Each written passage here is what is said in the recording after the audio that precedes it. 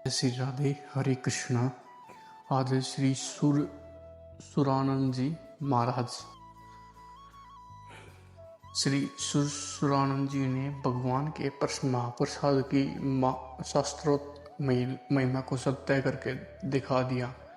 एक बार मार्ग में चलते समय एक दुष्ट के वक्तल से दही बड़ा पा लिया।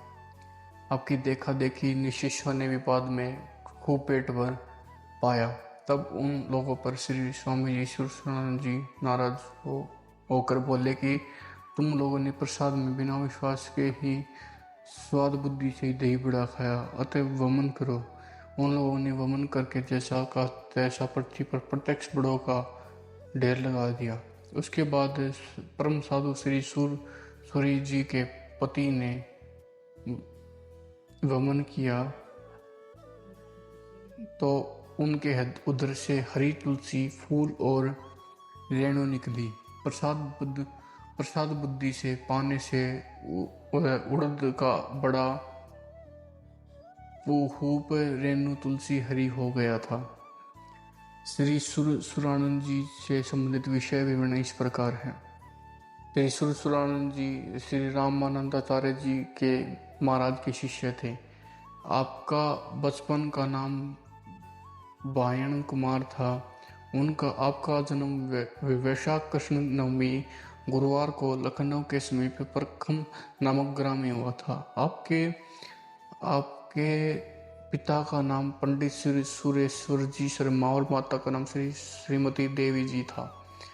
बचपन से ही आप में भक्ति के संस्कार विद्वान थे। उपनयन संस्कार के समय जब उनको गायत्री मंत्र की दीक्षा दी गई तो उनके मन में उसके प्रति अद्भुत आकर्षण जग गया और उन्होंने उसी समय गायत्री पूर्व सत्सरण का संकल्प ले लिया।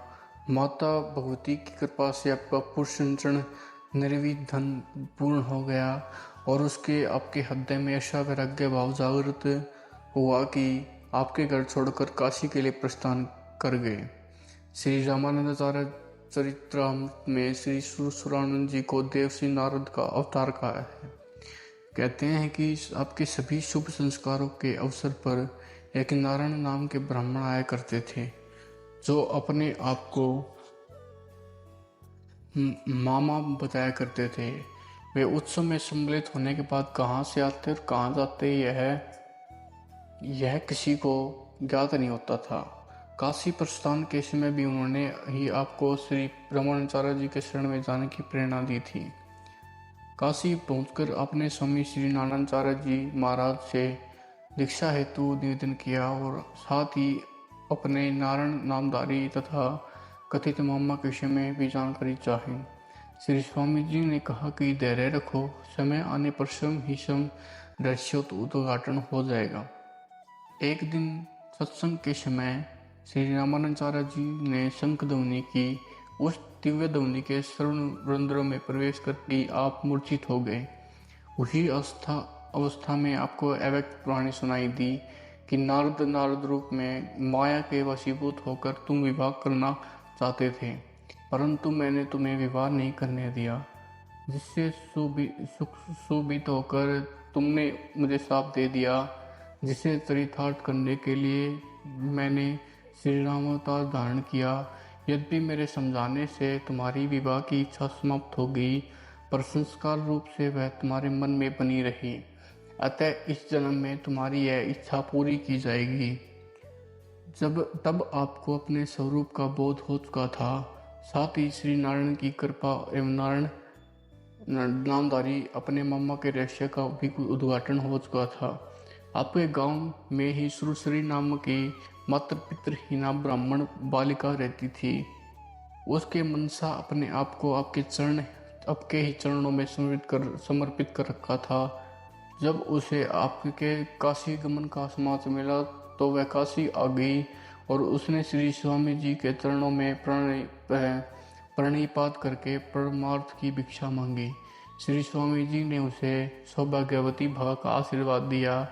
फिर आप दोनों को दीक्षा दी तथा पूर्ण स्वरूप का बोध कराया। तत्पश्चात श्री स्वामी जी ने आप दोनों को परिप्रणय सूत्र में निबंध कराया और भजन करने का आदेश दिया। आप दोनों श्री आचार्य चरण की आज्ञा और आशीर्वाद ले अपने गांव चले आए और वैदिक विधि से विवाह कर भगवद भगवदाराधन और भक्ति भाव में प्रवृत्त हो गए। श्री सूर्य जी परम सती पतिव्रता नारी थी। पति के भाव को समझकर उन्होंने भी वैराग्यपूर्ण सांसारिकता को त्याग दिया और दोनों पति पत्नी ने भी गृह त्याग कर अपवन को प्रस्थान किया। कुछ ही दिनों बाद श्री सूर्य जी का महाप्राण हो गया और श्री सुरसुरानंद जी पुनः आचार्य चरणों की सेवा में काशी आ गए। जिस समय आप आचार्य चरणों की सेवा करते हुए काशी वास कर रहे थे, उस समय दक्षिण भारत में अलाउद्दीन खिलजी का सेनापति मलिक काफूर हिंदुओं पर कहर बरपा रहा था। श्री स्वामी जी की आज्ञा से हिंदू तीर्थों की रक्षा के लिए अपने दक्षिण भारत की यात्रा की और अपने सिद्धि बल से मलिक काफूर को संपन्न में पैगंबर हजरत मोहम्मद साहब से उपदेश दिलाया कि हिंदू और मुसलमान दोनों का खुदा एक ही है, अतः तुम उपद्रव बंद करो और श्री सुरसुरानंद जी को जो कहे वही करो। अब मलिक काफूर की नींद काफूर हो चुकी थी। वह नंगे पैर दौड़ता श्री सुरसुरानंद जी के पास गया और चरणों में पड़कर अपने अपराध के लिए क्षमा मांगने लगा। आपने उसे क्षमा कर उपदेश दिया, जिससे वह बहुत ही प्रभावित हुआ और सारे अत्याचार बंद कर दिए। इस प्रकार आपने दक्षिण भारत में अमन चैन की स्थापना की। जीवन के अंतिम काल में आप श्री अयोध्या जी चले आए और यहीं श्री सरयू पुलिन पर श्री राम लक्ष्मण भरत और शत्रुघ्न का दर्शन करते हुए दिव्य धाम साकेत को प्रस्थान कर गए। जय श्री राधे, हरे कृष्णा। आगे हैं श्री सुरसुरी जी का चरित्र।